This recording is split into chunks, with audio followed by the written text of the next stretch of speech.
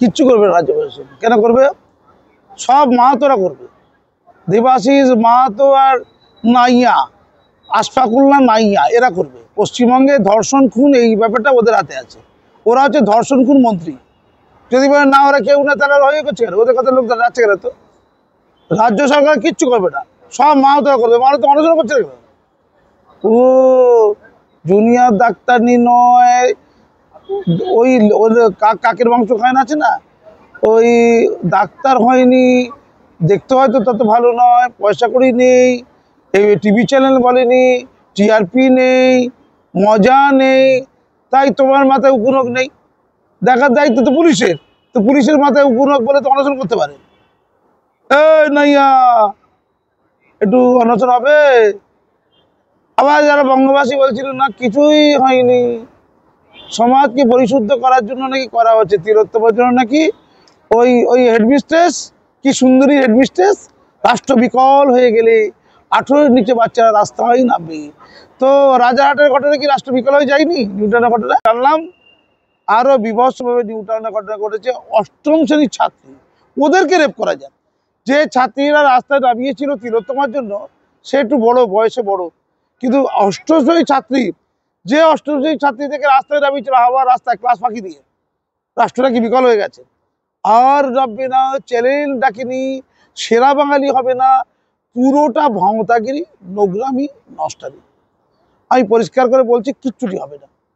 শুধু শুধু ওখানে বাসন্তীতে কি হচ্ছে, বাসন্তীতে আবার বেচারি চাষ করছিল, হাল দিয়ে চাষ করছিল, হঠাৎ করে ওই নাগলের ফলায় উঠে এলো উলঙ্গ নারী দেহ, সর্বত মাটি খুললে নারী দেহ, গাছের তলায় নারী দেহ, ঝোপঝাড়ে নারী দেহ। অবশ্যই দর্শন করতে হবে, অবশ্যই ওই আমাদের যে ময়নাতদন্ত দেরিতে হবে। তারপরে কি আরজি করে দেরিতে ময়নাতদন্ত হলো, সন্ধেবেলা হলো, গুলিয়ে দেওয়া হলো। এ থেকে আন্দোলন করলে তো সরকার শুধরে যাবে, পুলিশ শুধরে যাবে, ময়নাতদন্ত করা ভালো হয়ে যাবে না, আরও খারাপ হয়ে গেল। অর্থাৎ আন্দোলনের পরে সমাজের উন্নয়ন ঘটেনি, পচন ধরেছে। আবার যাদবপুর বিশ্ববিদ্যালয়ে শুনছিলাম ওই যারা উই ওয়ান্ট জাস্টিস করছিল, তাদের তো অনেক আছে স্বপ্নদীপকে হত্যা করেছে, স্বপ্নদীপকে তারা মেরে দিয়েছে, সে অভিযুক্তরা আছে উই ওয়ান্ট জাস্টিস। আবার উই ওয়ান্ট জাস্টিস করা কিছু ছেলে যাদবপুরের ছাত্রীর সাথে ছিনতাই করেছে, সেই খবর আমি বিশ্ববিদ্যালয়ে জানলাম। আমি যেহেতু বিশ্ববিদ্যালয়ে যুক্ত, যাদবপুর বিশ্ববিদ্যালয়ের সাথে, আমি খুব ভয় পাচ্ছি। উই ওয়ান্ট জাস্টিস করার মধ্যে রেপিস্ট কজন আছে? উল্টো অত্যন্ত ভাঁওতাগিরি হয়েছে।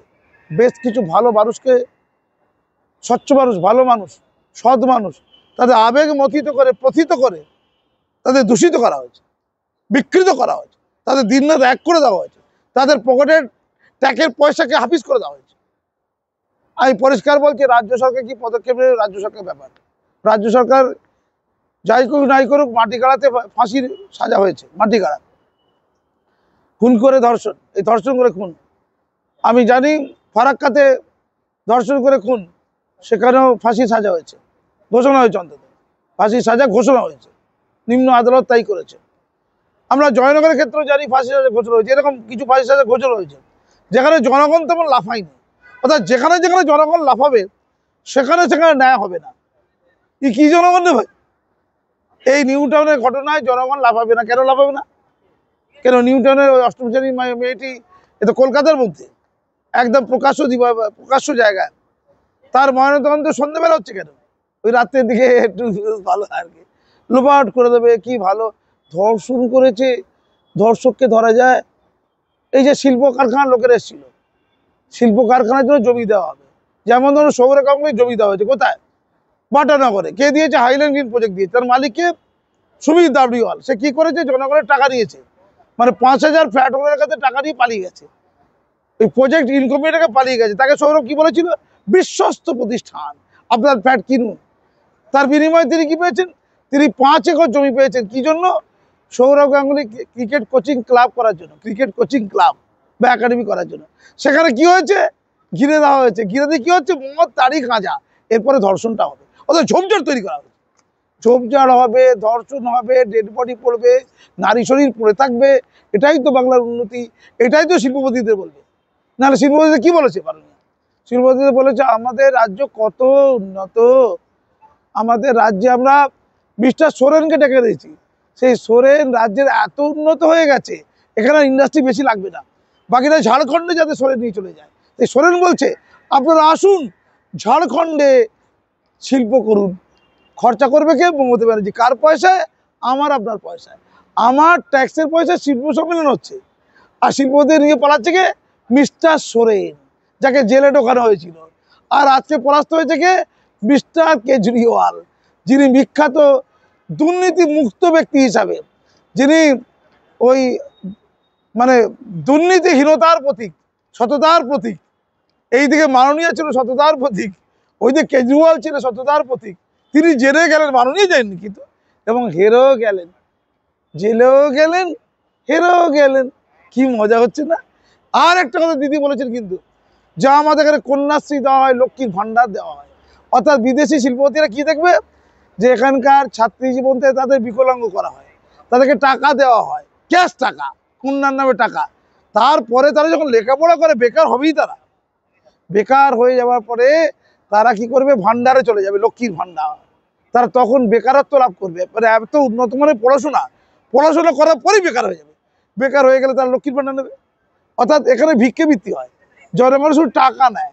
তোমরা শিল্প এসো, আমাদের লোকেরা সব পরনির্ভরশীল, এরা আত্মনির্ভরশীল নয়। তোমরা এই তো কথা।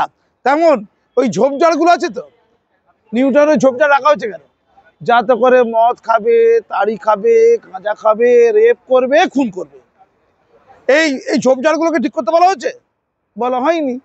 তাই আমার পরিষ্কার কথা, তিলোত্তমার ঘটনায় যারা হই করছিল, নেতৃত্ব দিচ্ছিল, যারা 12 ঘন্টার মধ্যে 10 ঘন্টা টিভি চ্যানেলে ছিল, তারা শুধুমাত্র তারা গিয়ে ওই ঝোপঝাড়ের পাশে অনশন করে কয়েকজন জান দিয়ে দিল, ঝোপঝাড়ের পাশে অনশন করবে।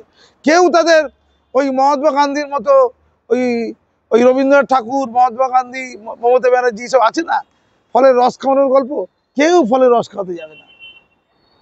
জান চলে যাক, তাই দু একটা নাইয়ার জান গেলে বাংলা বাঁচবে, এতে প্রাণ হবে। আত্মাহতি দিক, আত্মাহতি, কত লোক তো আত্মাহতি দিয়েছে। অমিতাভ বচ্চনের সিনেমা দেখেছিলাম আজাদ, তিনি আত্মহত্যা করছেন, অন্যায়ের প্রতিবাদ করতে গিয়ে নিজের জান দিয়ে দিল। কত লোক গান্ধীমূর্তি পাদদেশে, মাতৃকানাথের মূর্তি পাদদেশে যারা মার খাচ্ছে, যাদেরকে কামড়ে নিচ্ছে, কামড়ে। ওই টিচার দেখতে পাচ্ছে না, ওই সেরা বাঙালি টিচার কিন্তু ওটা দেখতে পাইনি, যারা ওই হকের চাকরি ক্ষতিগ্রস্ত হয়েছে, এই 26,000, তার মধ্যে 7 আছে, তাদেরকে পুলিশ কামড়ে নিচ্ছে। ওটা তো হতো না। আর ওখানে আত্মহত্যা করছে কারা? গান্ধী মূর্তি, মাতঙ্গরাজের মূর্তি পাদদেশে। তোমরা তো চাকরি পাবে বলে আত্মহত্যা করেছে। এখানেও তেমন ধর্ষণে যারা প্রতিবাদ করতে গিয়ে বিখ্যাত হয়ে গেছে, তোমার মাথায় উকুন হোক আর আস্তে করে চেটে যাও, এই দুটো অমৃত বাড়ি বাংলার শ্রেষ্ঠ স্লোগান। আস্তে করে মানে দিদি চটিটা চেটে যাও, আর প্রত্যেকটা পুলিশের মধ্যে উকুন হলে রাজ্য ভালো হয়ে যাবে। এই কথা যারা বলে টিআরপি নিয়েছে, কোটি কোটি টাকা কালেকশন করেছে, কোটি কোটি টাকা কালেকশন করেছে। আমি ওই অপরাধী যারা ধর্ষণ করেছে তাদের চেয়ে এদেরকে বেশি অপরাধী মনে করি, যারা কোটি কোটি টাকা ধর্ষণের ইস্যুতে তুলে এখন ওই নিউ টাউনের ঘটনাতে তারা ওই স্বাস্থ্য ভবন ঘেরাও করবে না, তারা অনশন করবে না, ওখানে যাবে না, কারণ ওখানে টিভি চ্যানেল যায়নি যে। তারপরে যদি ভুল করে টিভি চ্যানেল চলে যায় রে, যদি আনন্দ করতে চলে যায় রে, খেলা করতে যদি চলে যায় রে, তখন এরা আবার ঝাঁপিয়ে পড়ে ওখানে বসে পড়বে। তাই টিভি চ্যানেল খেচ্ছে, তেমনই দিচ্ছি।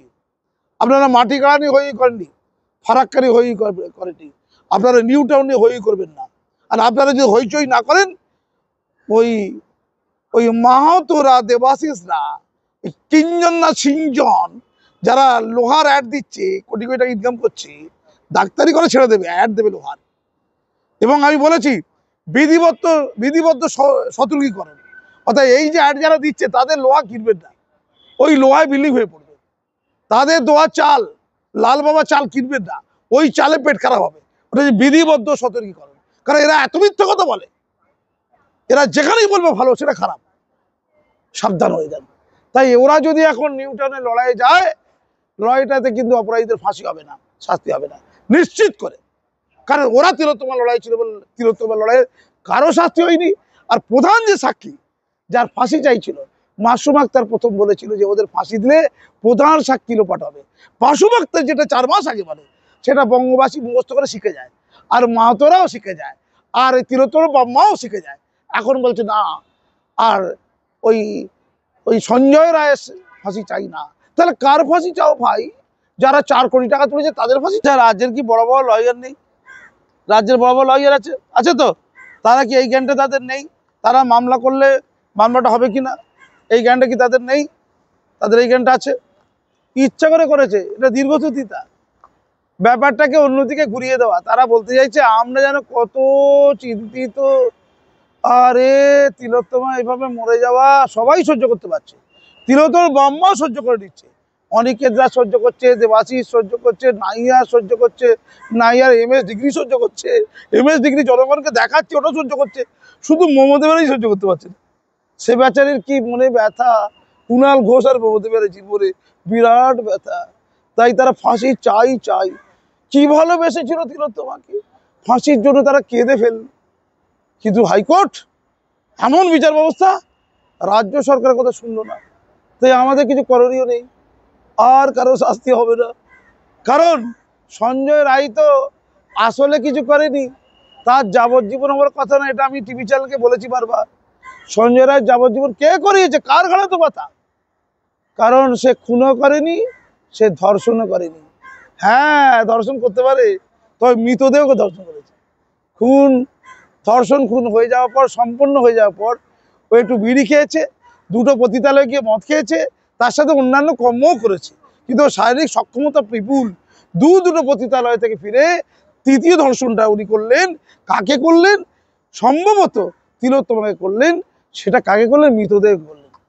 ভারতবর্ষের আইন সংহিতাতে কোনো ডেড বডিকে, মৃতদেহকে রেপ করলে তার কি যাবজ্জীবন আছে না ক মাসের জেল আছে? ক মাস তো হয়ে গেল, এবার ছেড়ে দেওয়াই ভালো। ক মাস তো হয়ে গেল না, 3-4 মাস। এবার সঞ্জয় রায়ের শাস্তি হয়ে গেছে, জেল হয়ে গেছে, এবার অন্য লোককে ধরো। কারণ কম্মটা করেছে তো জুনিয়র ডাক্তাররা। তাদের কথা ওই তিলোত্তমার বাম্মা বলেনি, আমি বলেছি। এখন তিলোত্তমার বাম্মা আমার কথা শুনে মুখস্থ করেছে।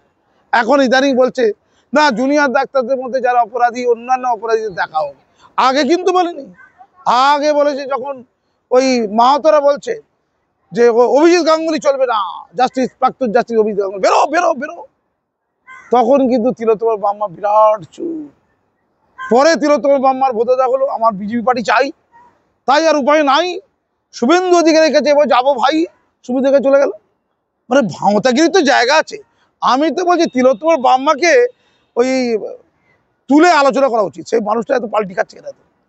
এমন ব্যক্তিত্বের অভাব ছিল, মানে ভয় ছিল, যে তাকে বললো যখন এক্ষুনি তোমার মেয়েকে পুড়িয়ে দেবো, জ্বালিয়ে দেবো, শ্মশানে দিয়ে দেবো, তুমি রায় দিয়ে দাও, হ্যাঁ বলে দাও, সঙ্গে সঙ্গে ভয়ে কাঁপতে কাঁপতে তিলোত্তমার বাম্মা বললো না, এখনই শ্মশানে পুড়িয়ে দাও। তারপরে মাহাতোরা চলে এলো, তারপরে চলে এলো দেবাশিসরা, তারপরে চলে এলো নাইয়ারা। সঙ্গে সঙ্গে তিলোত্তমার বাম্মার মনে বিরাট সাহস হয়ে গেল। এখন বিরাট সাহসী, তখন ছিল বিরাট ফিরুকা পুরুষ, এখন বিরাট সাহসী। নেপথ্যে ওই মাহাতোদের পয়সা আর মাহাতোদের ক্ষমতা। তাই এখন তিনি আর কোনো ওই ক্ষতিপূরণ নেবেন না, তার ব্যক্তিত্ব উন্নত হয়ে গেছে। এখন তিনি আর ভয় পান না, আগে তিনি ভয় পেতেন। বাবা তার কি ব্যক্তিত্ব রে ভাই, নিজের মেয়েকে সাক্ষী লোপাট করতে জ্বালিয়ে দিচ্ছে, আমি বাবা সাক্ষী সই করে দেবো। তাহলে একদিকে নিজের মেয়ে সর্বনাশটা করলো কে? তিলোত্তমার বাম্মা নিজে ভয় নেই করেছে, ভয়ে। আমি বলবো ভীরুতা, এখনো ভীরুতা আছে। তাই এরা অভিজিৎ গাঙ্গুলিকে দুচ্ছাই করে আর তেল মারতে দৌড়ে চলে যায় ওই শুভেন্দু অধিকারীর কাছে। শুধু তাই নয়, 35% মুসলমান, এটাও মাথায় আছে। তাই কাজী মাসুমের কাছে এলে চলবে না। কাজী মাসুম আক্তার একদম পছন্দ নয়, কিন্তু ওই নওশাদ সিদ্দিকী পছন্দ। নওশাদ সিদ্দিকীর কাছে গেছে। কি চলছে রে ভাই, ছি! এই কথা আর দ্বিতীয়বার বলবেন না। ধন্যবাদ।